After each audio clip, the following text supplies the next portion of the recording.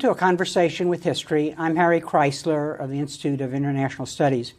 Our guest today is Michael Scheuer, who is the former head of the CIA's Bin Laden unit and of its rendition program. His new book is Marching Toward Hell: America and Islam After Iraq. Michael, welcome to Berkeley. Thank you very much, sir. Thank you for having me. Where were you born and raised? In Buffalo, New York, a little town outside of Buffalo. And looking back, how do you think your parents shaped your thinking about the world? Oh, I think they were of what's called the greatest generation, and they were very, my parents were very patriotic. Voting was very important to them, and doing the right thing for your country and for your locality was always very important. So I think I was very much grounded in that kind of a attitude. And what got you interested in world politics? I mean, were you reading the newspaper when you were young? Not really. I studied history in school, and when I finished my PhD, there was no jobs for history teachers, and I just took a flyer at applying for the Central Intelligence Agency, and I was extraordinarily fortunate to be accepted, and I had a very, from my perspective, a very wonderful career there. And so let's talk a little about your education. Where did you get your degree? I did a bachelor's degree in history at Canisius College in Buffalo, a little Jesuit school. A master's degree in American history at Niagara University, which is up by Niagara Falls, New York. I did a master's in Canadian American relations at Carleton in Ottawa. And my PhD is in British Empire from the University of Manitoba at Winnipeg. And did you work on the British Empire's global politics, or what? I'm so old, sir, that I worked in the British Empire in what was called then the White Dominions before World War I. Canada, Australia, New Zealand, and oddly enough, South Africa was characterized as a White Dominion.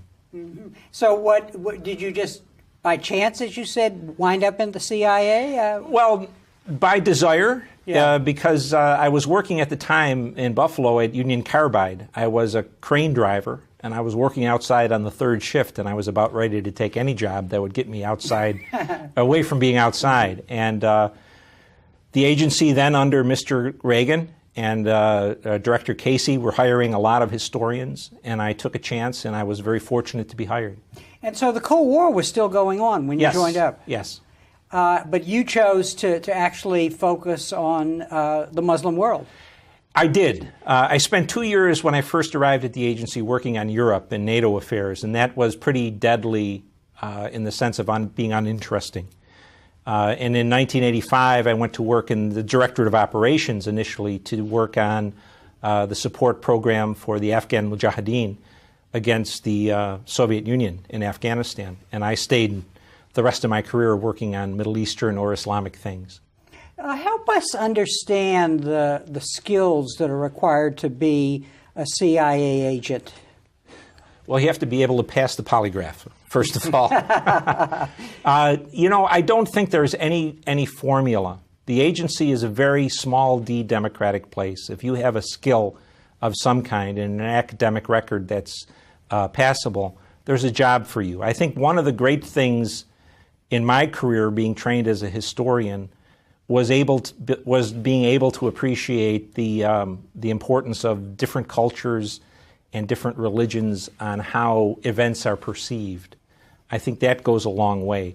The ability to do a simple analogy, saying we've seen this before somewhere, is very important.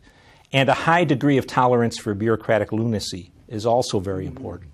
And is there a sharp distinction between the analyst type on the one hand and the special ops type? I mean, are there very different skills involved? There are different skills, sir. I think they're less. It depends on what area you're working in. If you're a case officer on the operations side and you're working against China, that's a whole different job than working against terrorism. I think in the agency, the difference between analysts and operators in the area of terrorism is much smaller than it is against traditional nation-state targets, whether it's Germany or China or Russia. Mm-hmm. And why is that? It's because one of the main reasons is because it goes across continents. When you're running an operation, for example, against Al-Qaeda, Very often you're working with 3 or 4 different countries on 2 or 3 different continents. And so headquarters becomes very much a player. When you're working against a specific country, the people that are in country carry the basic load. But when you're working against terrorism across that geographical dispersion, headquarters becomes a very much more important element to manage and to tell the people in the field what they're seeing. Now, when you're talking about headquarters, you're talking about headquarters in the CIA. So the question Yes. immediately arises, are people following terrorism in some ways better informed than people who are dealing with traditional nation states? I wouldn't say they're better informed, sir. Their information is more broadly dispersed. Okay. If you're going to if you're going to track Al Qaeda, for example, or any Sunni Islamic group, you're going to have a familiarity with cultures in Africa, in Southeast Asia. So you have to be a comparativist in a way. Very much so. Yeah. Yeah, you have to be able to do that, and you have to have a little brass to you, because it's not a comfortable thing. Some people are trained to be experts in the Arab world, but if you're going to work against terrorism, you also have to know what Islam looks like in the South Pacific, for example. So it takes a little bit of courage to expand yourself. I have a quote here that I want to read you. This is, I think you told this, you were talking to Frontline, and you said this: the test of an intelligence officer is not so much the ability to accumulate information, it's to judge between different pieces of information, and not to take a piece of information and use it in a piece of analysis simply because it fits your case, but to use it because it either comes from a reliable source, like signal intercepts, from a human source that has been vetted over time as a reliable person, or it comes from documentary information, papers you've stolen from another government or another organization. Talk a little about that, because it's very intriguing. I mean, you have to be pretty thoughtful about what you're reading. Yes, sir. Before you.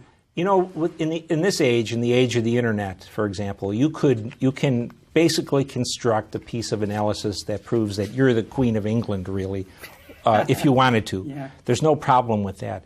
And the problem in the government at the moment, and I think we saw it in Iraq, is they do what they call cherry picking. They pick the pieces of intelligence that fit the answer that they want to arrive at. And really, an intelligence officer is worthless if he's not able to have the courage, the capacity to say, no, this piece of information is just not reliable. We have to go with this one. It may not fit what the president wants to do, but this is the more reliable information at hand. And so it becomes a very difficult task in many ways. You have to be able to stand up and say, no matter what you want to do, Mr. President, this is the reality, or Mr. Secretary of State or Mr. Secretary of Defense.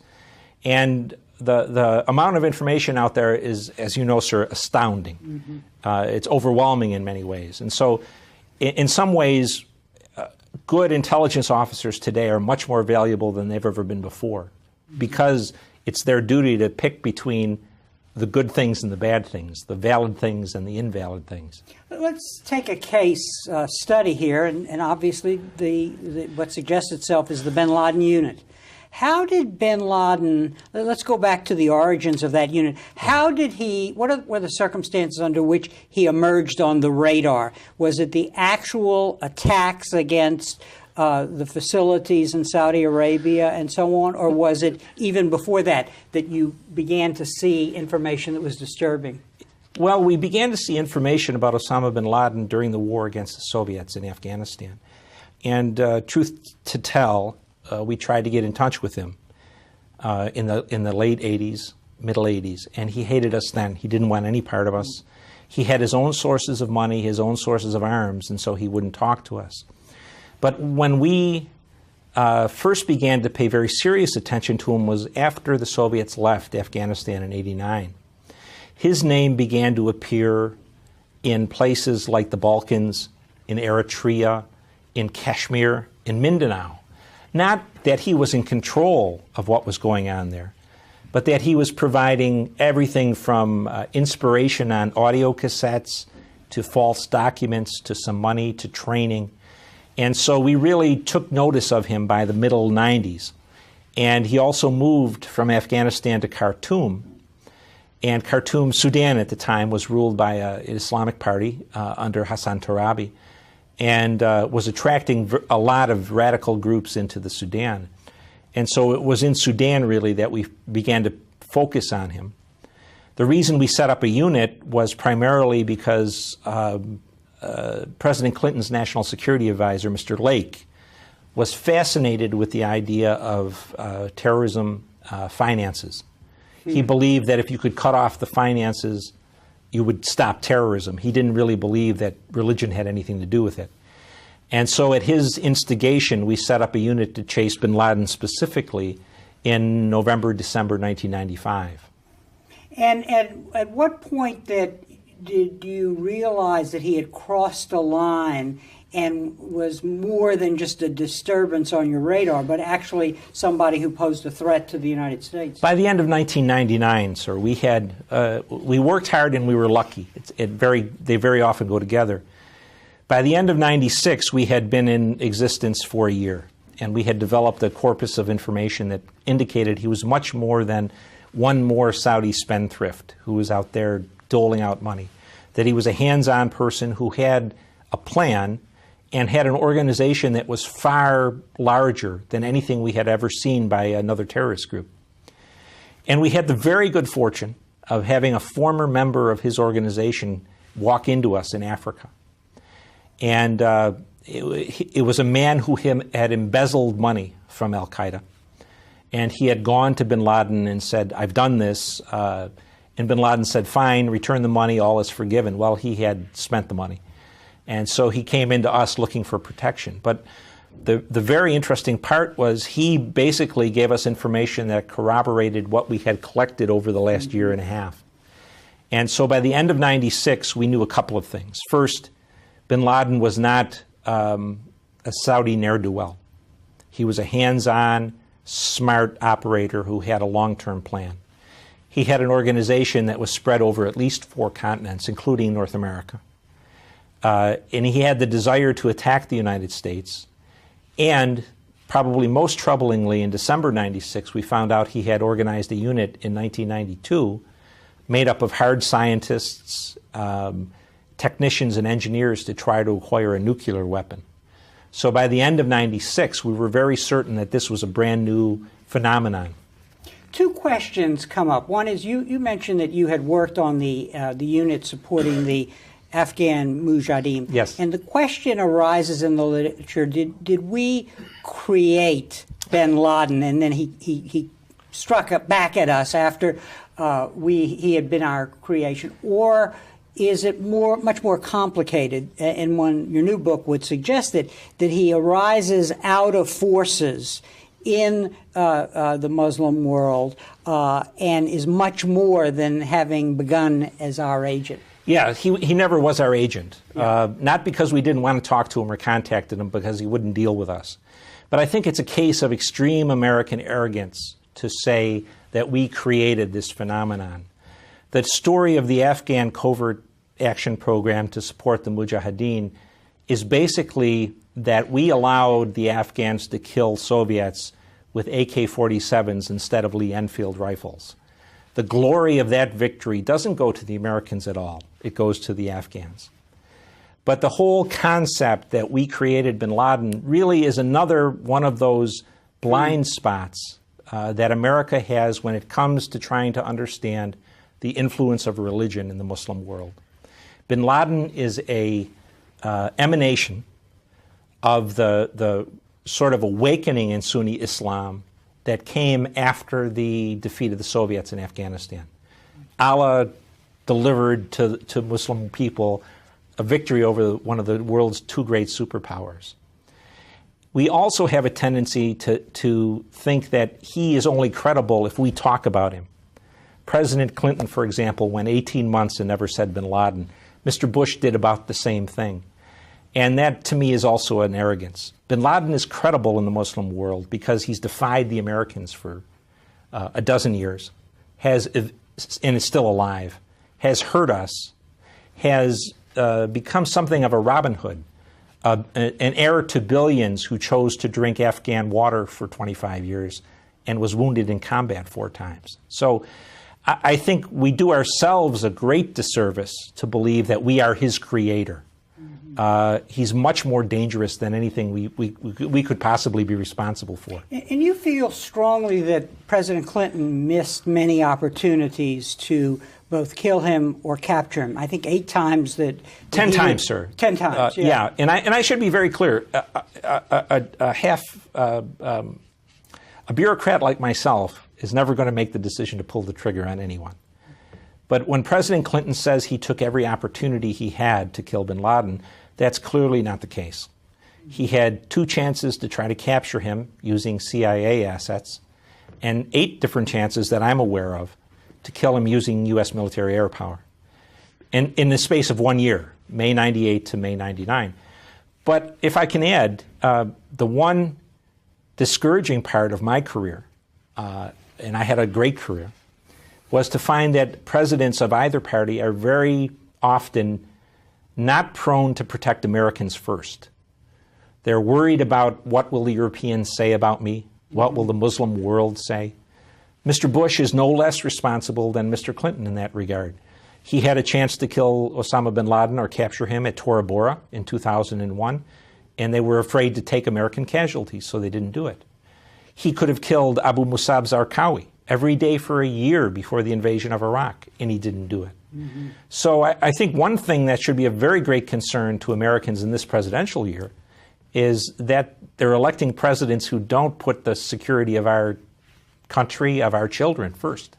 And a major thrust of your book is the blinders, the myopia, together with arrogance of our foreign policy elites as they confront the problems that arise from terrorism and from a leader like Osama bin Laden. Sir, this war is what this war is about is the impact of American intervention in the Muslim world. Now, it's up to Americans to decide whether that's in our interest or not. But it's not a question for the enemy. What motivates the enemy, Osama bin Laden and his allies, is what we do in the Islamic world. Not who we are, not how we live, not what we believe. None of the stuff that forms our society would form theirs if they ran a country.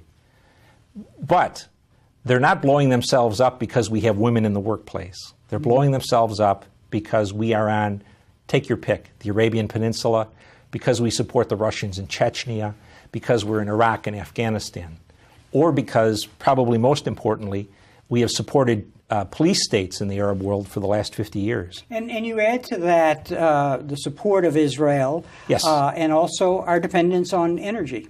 Well, surely America doesn't have a chance to do anything in the Middle East as long as we're dependent on energy. Yeah. We are stuck. We are going to be the champions of tyranny in the Middle East, whether it's Egypt, Saudi Arabia, Kuwait, the United Arab Emirates, as long as we are dependent on foreign oil and we're backing both sides in the Arab-Israeli conflict. We are the main sponsor of both antagonists, the Saudis and the Israelis. It's a rather absurd position to be in. So you're telling us in your book that there are structural reasons. We have a real problem with the Middle East, and we have to recognize the real discontent that emerges from our policies, on the one hand. But you're also suggesting that our elites are caught in a time warp in some sense. Yes. That they have modes of responding that come out of the Cold War. Yes. For example, their sense of time. Oh, we don't have to deal with this problem now. We can take care of it later. Yes. I think that's very much the case, sir. We do a lot of talking about the Cold War being over and we need to think out of the box. Well, my argument would be that the Cold War was an out-of-the-box experience. No, we never had a situation where the world could be destroyed in 2 weeks or less. We're back to, in many ways, to the pre-Cold War era, where nation states are confronted by other nation states and by popular movements around the world. And until we make that decision, or make that recognition, America can't defend itself. If you recall, when Mr. Baker and Mr. Hamilton published the Iraq Study Group report, it basically said, well, this is a problem, but it's a matter of management. We have to have more troops. The Europeans have to train more policemen. We have to teach people how to do taxation policy, as if we had all the time in the world and there wasn't an enemy out there. Right now, America confronts the world as if we are on one side of the tennis net. We hit the ball over, run around, and hit it back to ourselves. Another aspect of the Cold War thinking beyond time is proxies. When we supported proxies during the Cold War, whether it was the Afghan Mujahideen or Jonas Savimbi in Namibia, those men were in the field fighting without us. They were fighting for something they believed in. They were willing to spend their lives for it. That era is gone. Right now, we're looking for proxies, but we're trying to get people to do things for us that they wouldn't do off their own hook. I think Pakistan is the best example. Pakistan had no trouble with the Taliban, no trouble with Bin Laden until they decided to help us. They're getting paid for it, absolutely. But they're not our proxies. They would not be doing this without our impetus behind them. And so I think we have to grow up a little. The age of proxies is over. If there's dirty work to do, we're going to have to do it ourselves. This thing about proxies is very important because you talked to the case of General Zia, who basically we were using him as an instrument to arm the Mujahideen. Yes. But in fact he had other interests, and you point to the fact that he wanted to distribute Korans in parts of the Soviet Union in the Cold War. So there were really strong differences there about what was best for him and what was best. We had to pull the reins in on General Zia because he really did want to cause trouble in Soviet Central Asia. But even Zia, Zia was of the opinion that he could measure the level at which the Afghan pot boiled. Well, at the end of the day, all Pakistan did was distribute the arms and money and training that we provided, and the Afghans let us both because they were the ones that did the fighting. They were going to fight whether we gave them a nickel. That's not the case today. Basically, Pakistan is not a surrogate, it's a mercenary. It's not a proxy. It's doing something for some money, but it's not going to go to the point of wrecking their own country to do it. And I don't think we recognize that, sir. You're also very critical of this notion that our elites have that somehow our notions of democracy can be made applicable to places like Iraq. Yes. Talk a little about that. Well, and if you say something like that, if you say our notion of democracy doesn't fit in other places, you're immediately condemned or criticized as saying, well, you're saying Muslims are inferior people, that they can't do it. Well, that's not the case at all. They happen to have a religion that doesn't separate church and state. And until there is that separation, our secular democracy is irrelevant to them. It's worse than irrelevant. We say to Iraqis or to Afghans, adopt this system of government. Look what it has done for us in North America. We have a fairly equitable society. We're prosperous. We're peaceful, all of which is very true. But what they hear is turn your back on God and accept these man-made ways. And I think we don't appreciate that. In many ways, the least exportable commodity America has is its democracy. I sense in reading your book that on the one hand you're a very impassioned American nationalist. Basically, that you've read the history, you know the history. Some of your quotes I found quite remarkable, and you're a real defender of our ideals. On the other hand, you've been a practitioner of realpolitik in some indirect way as an officer of the CIA, and I'm just curious how you reconcile these two things in your own mind.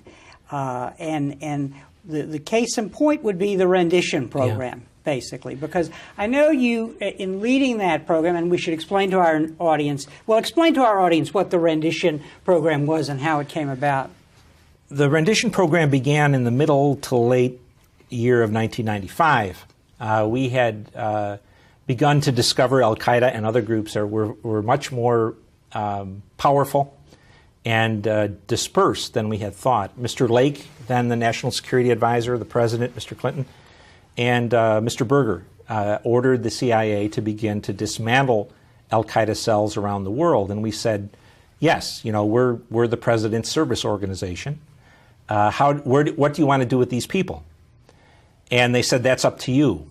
And we said, no, you don't get it. We don't have, at that time, we didn't have prisons. So what they said was to take these people to countries where they were wanted for a legal process.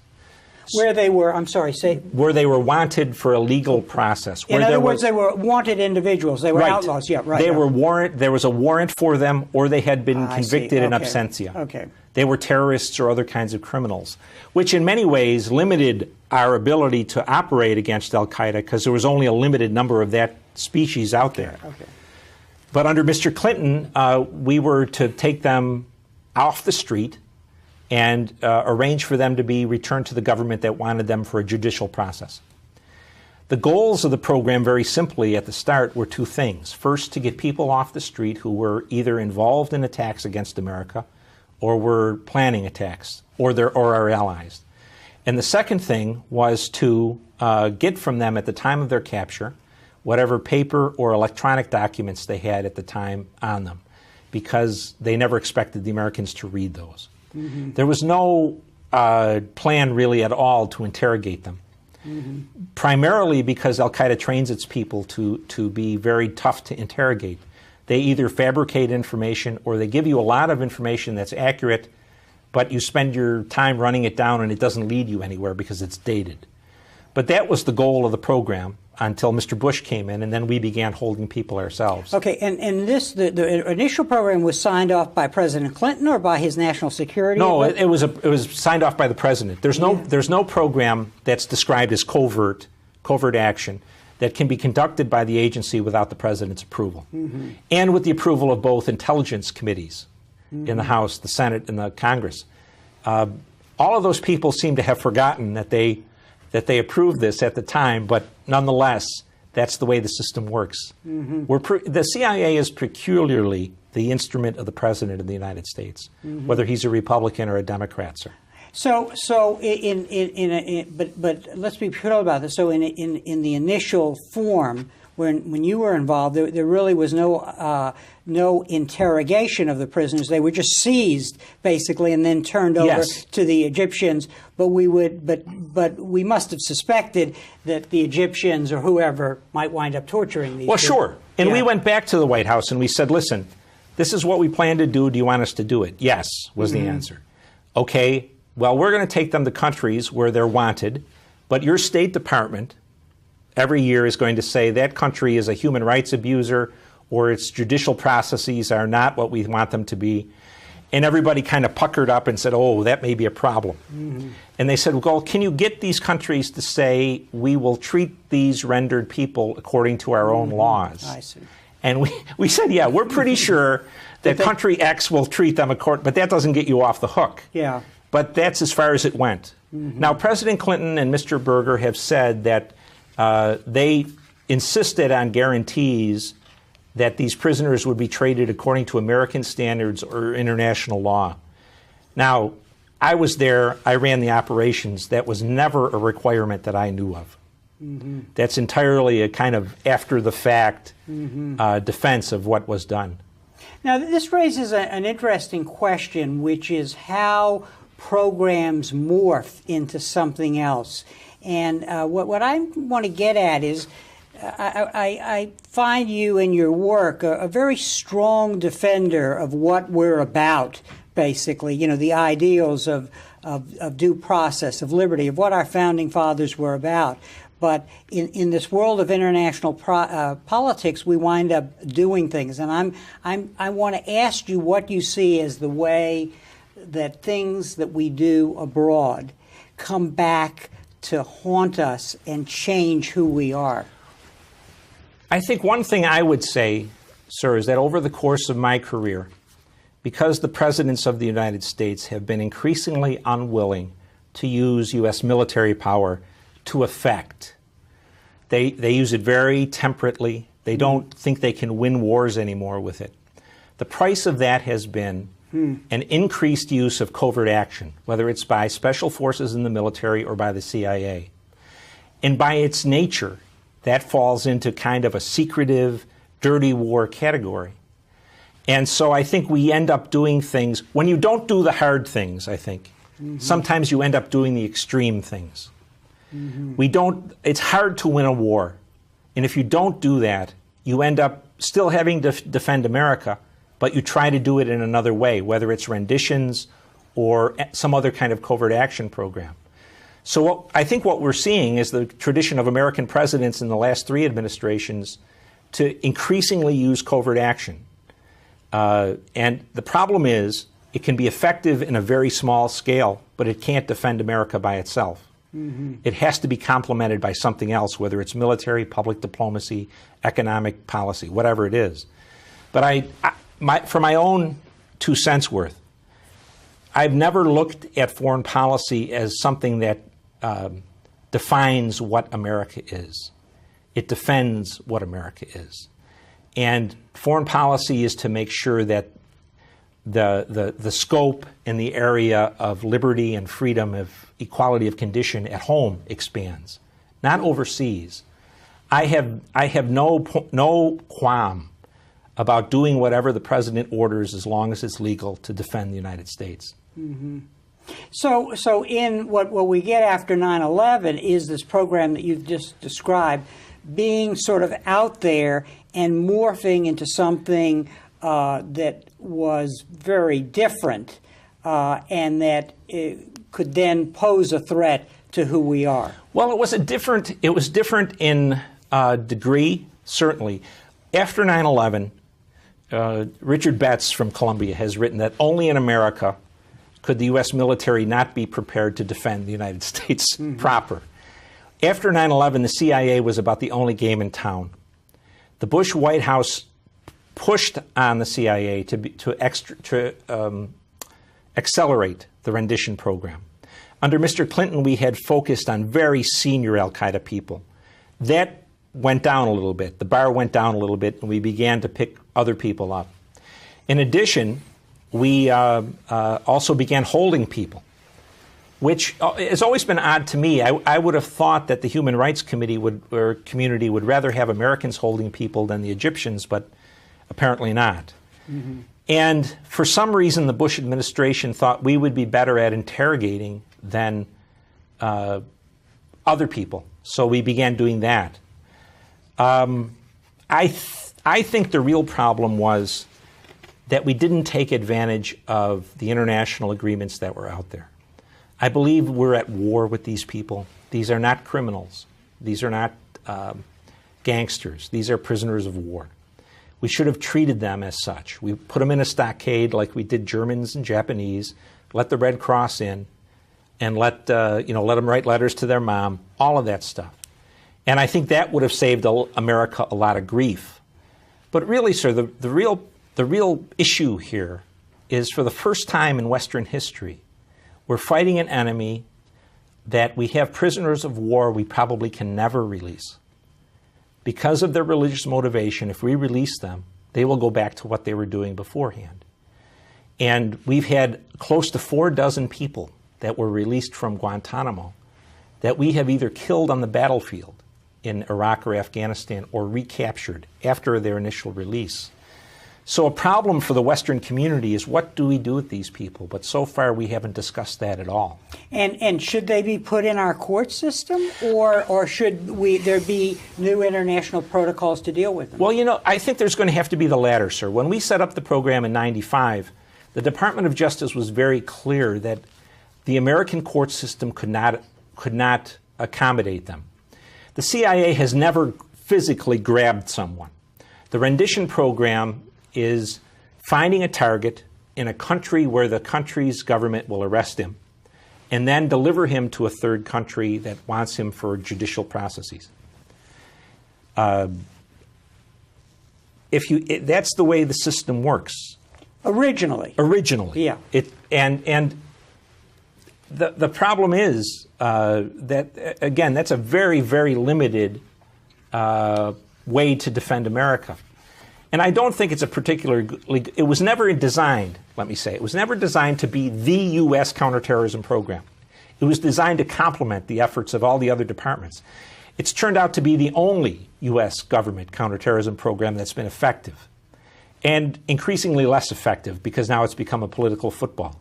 Mm-hmm. Earlier, I thought you were suggesting that really torture may not work, basically, because, for example, Al-Qaeda was training its people to essentially give information that wasn't useful, or not give any information. And also they train them very clearly that you can become a martyr on the battlefield or in a Saudi, Egyptian, or an American jail. Mm-hmm.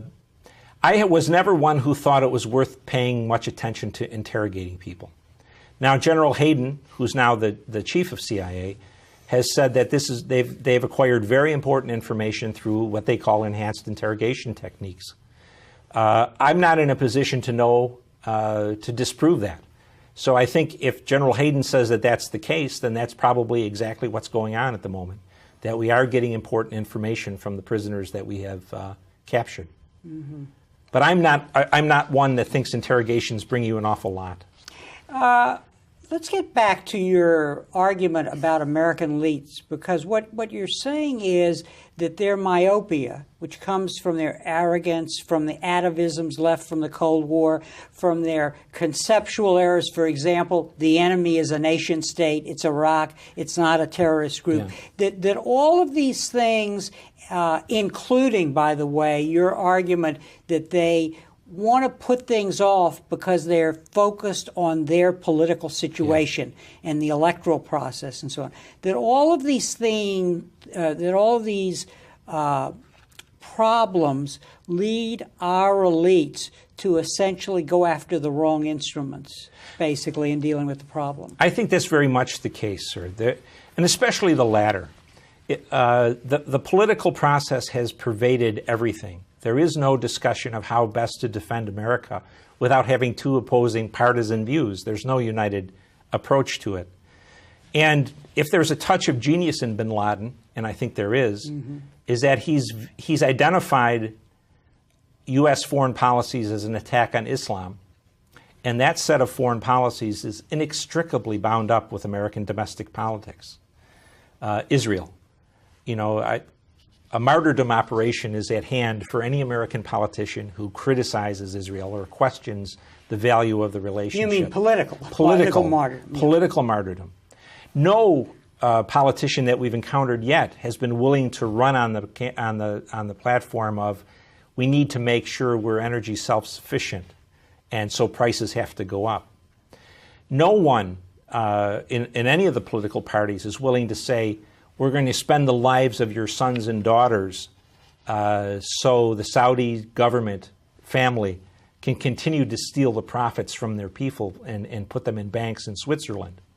So it's a very difficult situation, but we haven't found a politician who's willing to address the issue. And it's not that this is hard to understand, Doctor. If this was rocket science, it wouldn't come from me. This is very apparent. And I've never thought of our politicians as being stupid. They see it as well as I see it, or you see it, or anyone sees it. But they don't have the moral courage to say, listen, to Americans. If you want this war is about what we do. We need, as a nation, as a community, to decide. If we want to continue doing this, fine. But this is what it's going to cost. But there's no one out there except Mr. Paul tried to raise it during the campaign, and he was identified as a traitor or an anti-American. And let's be clear, when you say what we do, you mean not what we're doing here at home, but the policies abroad. The Islamic, if there's any more insular society than the American society, it's Muslim society. They don't much care what goes on in our country. And in fact, to the extent that they know what's going on, they admire it. The ability of Americans to feed their kids and educate them, find housing, find work, speak their minds. All the polling shows that's admired in the Muslim world. We have an inability to believe, for some reason, that Muslims can make a distinction between Americans and their government. My travels in the Middle East, I think you could ask any intelligence officer, any military officer who traveled in the Middle East, they are invariably welcomed by Muslims. Muslims like Americans. The discussion around the dinner table when they have you to dinner always turns to why is your government supporting Mubarak who's torturing Muslims. But as people, we're not hated. And yet our politicians continue to tell Americans that the Muslim world intends to wipe you out, to force you to convert, to make your daughters wear burqas to grammar school. And that's just nonsense. And it doesn't hurt anyone, sir, but us, because we underestimate the threat of the enemy. What are the threats that we should be worried about? You talk about that in your book. I think we should be very worried about an enemy we can't deter. We have spent hundreds of billions of dollars since 9/11. The government in June, through the National Intelligence Estimate, says we haven't beaten al-Qaeda. Al-Qaeda is stronger than it used to be, and it has more allies. The threat to America, look at our borders. We have let the discussion of border control and immigration control evolve into a discussion of refugee rights and human rights. Well, if we have an enemy we can't deter, and we have open borders, how in the world are we ever going to expect our law enforcement to protect us in this country?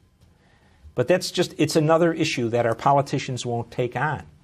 America needs immigrants. My grandparents were immigrants. But there's no reason people can't come in an orderly manner so we can protect ourselves. But the politicians are courting the Hispanic vote. They're courting the free traders. They're the business community who wants cheap labor. None of that protects America.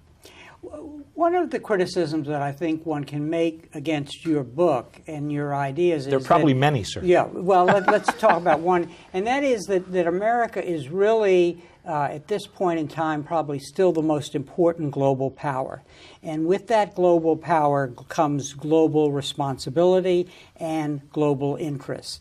And some of those interests are manifested through the constraints that are put on us by things like international law, the requirements of international trade, rules about warfare, and so on. So some of this that you sort of associate with kind of do-good values that demonstrate that our leaders have sold out the nation and the national interest. Talk a little about that, because to be fair to our leaders, they're caught between a rock and a hard place.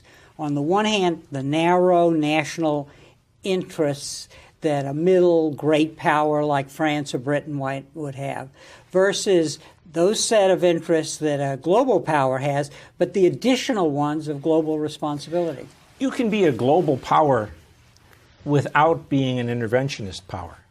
There are things that occur on this earth that may distress us, may upset us, but ultimately have no impact on American interests. What I would argue is that we continue to plod down the road as if we still live in the Cold War era.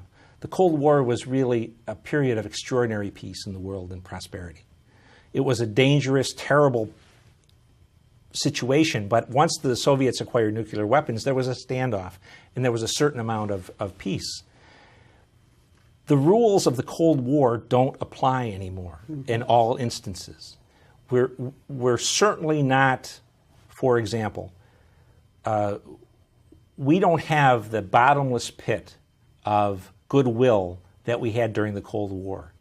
When we were condemning the Soviets and fighting the Soviets, anybody in the Western community could see that, well, the Americans might be pushy and they might be bossy, but at the end of the day, do we want the Red Army in the neighborhood? The answer was no. We're more or less, we're much more alone than we used to be. And we're much more, in my mind, we're much more threatened than we were during the Cold War. This is an enemy, as I said, we can't deter. This is an enemy which we are motivating, and we haven't recognized that yet, or we haven't accepted that.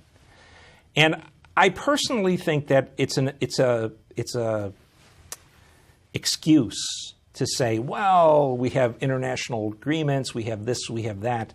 We don't have anything unless your country survives.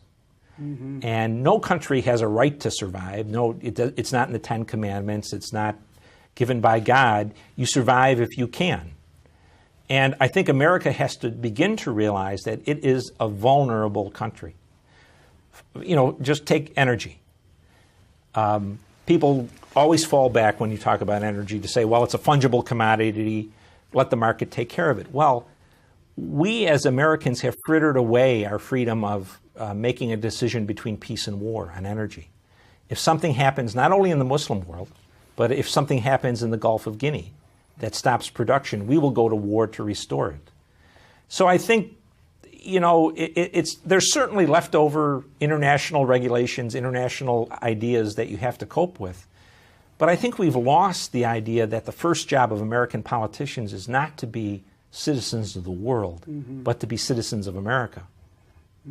So I noticed you thanked Pat Buchanan at the beginning of your book. I mean, is that where you come down, or are you not that nationalistic where you take an extreme position about where we should be in the world? Because as I listen to you, you seem to be more moderate than you seem to be in some places in your book. I think Pat Buchanan had it exactly correct when he said that isolationism is not a philosophy, it's a slur. Americans, since the founding, have created and governed a nation that has been fully involved in the world in terms of commerce and finance, in business, in education, in science. We have never been an isolationist country. We have been a non-interventionist country at our best. But I think that what I am, first of all, is a nationalist. I think it's important to the world, but it's important to America to survive as a viable entity. That our first duty is to ourselves, not to build walls around America, but to make sure that we do the best we can for the American people before we look abroad. No one, least of all me, says we can build a fortress America. You can't do it. But you can pick and choose the issues you need to become involved in. So what would it take to get our leadership to move in the direction that you're talking? Is it public education? Is it books like this? Is it political leaders who will actually sort of break with what has been the bipartisan foreign policy consensus about the way we should deal with the world? You know, sir, I think the only thing that's going to do it is another attack in America by al-Qaeda or a related group that kills tens of thousands of Americans, because then I think it'll become a grassroots issue. I'm almost of the opinion that it's like the environment. The government basically didn't do much about energy and environment since the first oil embargo 35 years ago. Now we're seeing more and more everyday Americans buying hybrid cars and doing things to take care of the problem, or start to. I think it's got to come from the bottom up. And I don't think that's going to happen until we get attacked again. It's a callous thing to say, but I think it's the truth. Another point you hit on, though, I think is very important, and that is, for being the most educated country on earth, we are perhaps the least educated country on earth. The idea that our leaders should understand Islam and the intricacies of praying and Islamic history, that's important, but you can forgive them for not knowing those things. You can't forgive them for not knowing the history of our country. For Mr. Bush or Mr. Clinton or any of these politicians to think that we can take the American experience, which goes back to when? Runnymede in 1215, 800 years, and put that on a CD-ROM and give it to Mr. Maliki in Iraq or Mr. Karzai in Afghanistan in entirely different societies and say, here, take 6 weeks or 6 months and plug this in, to me, speaks to the ignorance of our governing class, of either ignorance about the American experience or disdain for it. That somehow it was easy for us to get from 1215 to 2008, that there wasn't world wars and civil wars and slavery and segregation. So I think we need a much more appreciative analysis of what America is and how it got to be what it is. And is that what keeps us from morphing, changing into something else because of the way we misuse the instruments of war and counterterrorism to fight the terrorists? I think, sir, that somehow we think, because we think somehow that the current American experience just popped up without any kind of work, and it didn't matter that we were Anglo-American, Old Testament, English-speaking, Greek inheritance country, that we don't realize how we got to where we are. We think we can take our model and put it into a country that has none of that groundwork. Could Iraq be democratic? Why not? But it can't be democratic like we are until it has a different sort of philosophy, a different sort of religion, a different sort of society. We also have an extraordinarily hard time accepting that in 2008 there's anyone in the world who really believes in God to the extent that they shape every facet of their life according to that belief. We just don't want to admit it. We think it's archaic. We think it's silly. And yet, we have an enemy that's driven by their faith. You're suggesting that the thing that might turn us around, God forbid, is another attack, but how can we be sure that we won't become worse after such attack? That we will do a kind of a Bush 2 in our response? Well, it's a very interesting situation, sir, because there's really not much of an opportunity to do a Bush 2. Yeah. The one thing that President Bush has ensured is that if we get attacked again, we have absolutely nothing to respond against. It's another kind of first. You mean with or again? Say that again? If we get attacked again, America will be standing, quivering with rage, with absolutely nothing to hit out against. I see. No target. No target that makes any difference. There's targets, but only targets that would make things worse.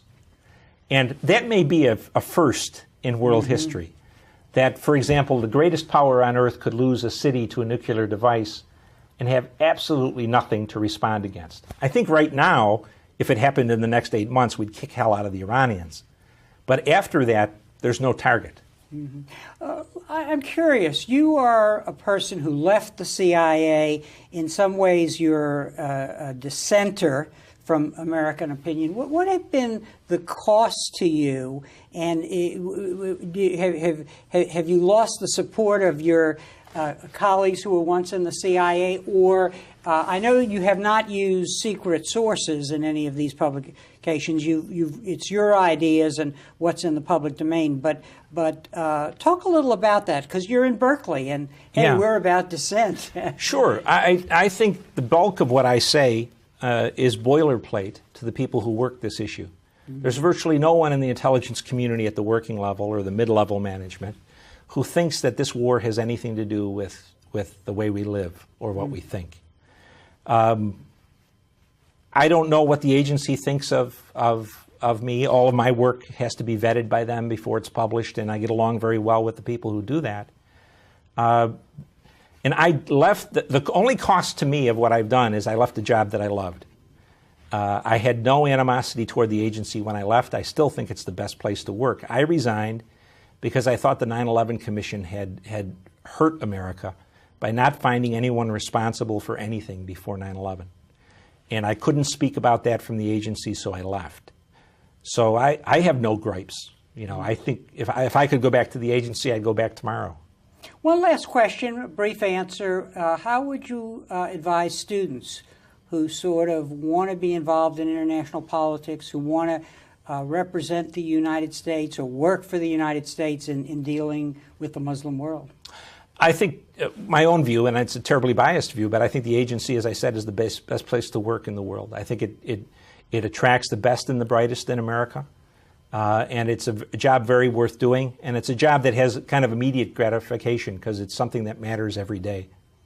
Well, on that note, I want to thank you, Michael, for being here. I want to show your book and recommend it highly to our audience, whether they disagree or agree with all or some of it. It's definitely worth reading. Thank you very kindly, sir. And thank you very much for joining us for this conversation with history.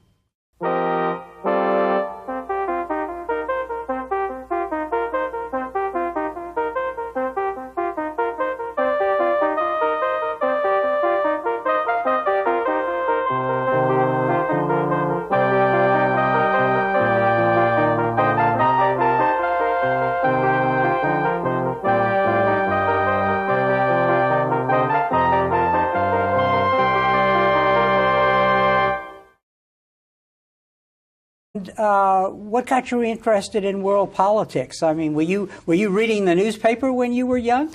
Not really. I studied history in school, and when I finished my PhD, there was no jobs for history teachers, and I just took a flyer at applying for the Central Intelligence Agency, and I was extraordinarily fortunate to be accepted, and I had a very, from my perspective, a very wonderful career there. And so let's talk a little about your education. Where did you get your degree? I did a bachelor's degree in history at Canisius College in Buffalo, a little Jesuit school. A master's degree in American history at Niagara University, which is up by Niagara Falls, New York. I did a master's in Canadian American relations at Carleton in Ottawa. And my PhD is in British Empire from the University of Manitoba at Winnipeg. And did you work on the British Empire's global politics, or what? I'm so old, sir, that I worked in the British Empire in what was called then the White Dominions before World War I. Canada, Australia, New Zealand, and oddly enough, South Africa was characterized as a White Dominion. Mm-hmm. So what did you just, by chance, as you said, wind up in the CIA? Well, by desire, because I was working at the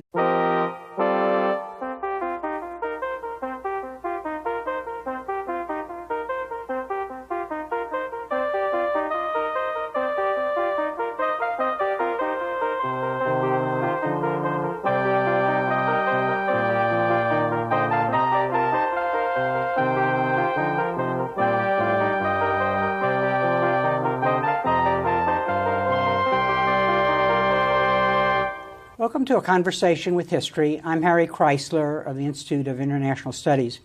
Our guest today is Michael Scheuer, who is the former head of the CIA's Bin Laden unit and of its rendition program. His new book is Marching Toward Hell: America and Islam After Iraq. Michael, welcome to Berkeley. Thank you very much, sir. Thank you for having me. Where were you born and raised? In Buffalo, New York, a little town outside of Buffalo. And looking back, how do you think your parents shaped your thinking about the world? Oh, I think they were of what's called the greatest generation, and they were my parents were very patriotic. Voting was very important to them, and doing the right thing for your country and for your locality was always very important. So I think I was very much grounded in that kind of a attitude. And time in Buffalo at Union Carbide, I was a crane driver, and I was working outside on the third shift, and I was about ready to take any job that would get me outside, away from being outside. And the agency then under Mr. Reagan and Director Casey were hiring a lot of historians, and I took a chance, and I was very fortunate to be hired. And so the Cold War was still going on when you joined up? Yes. But you chose to actually focus on the Muslim world. I did. I spent 2 years when I first arrived at the agency working on Europe and NATO affairs, and that was pretty deadly in the sense of being uninteresting. And in 1985, I went to work in the Directorate of Operations initially to work on the support program for the Afghan Mujahideen against the Soviet Union in Afghanistan. And I stayed the rest of my career working on Middle Eastern or Islamic things.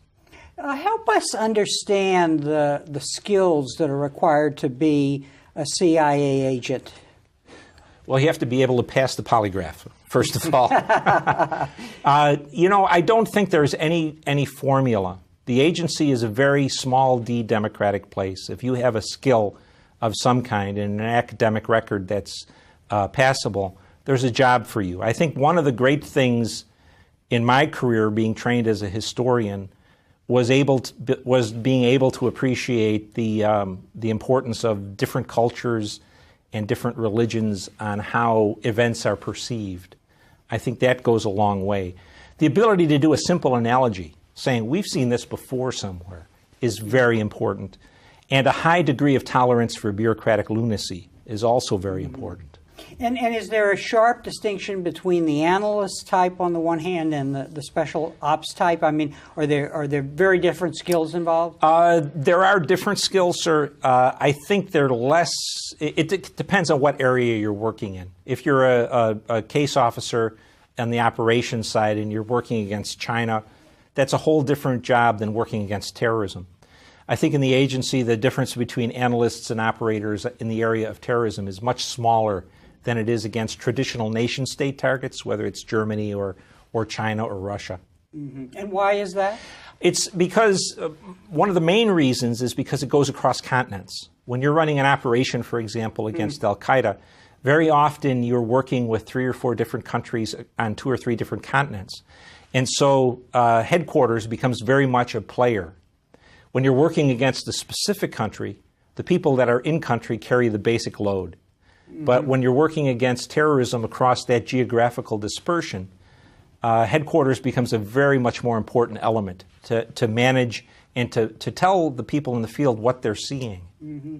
Now, when you're talking about headquarters, you're talking about headquarters in the CIA. So the question immediately arises, are people following terrorism in some ways better informed than people who are dealing with traditional nation states? I wouldn't say they're better informed, sir. Their information is more broadly dispersed. Okay. If you're going to track Al-Qaeda, for example, or any Sunni Islamic group, you're going to have a familiarity with cultures in Africa, in Southeast Asia. So you have to be a comparativist in a way. Very much so. Yeah, you have to be able to do that, and you have to have a little brass to you, because it's not a comfortable thing.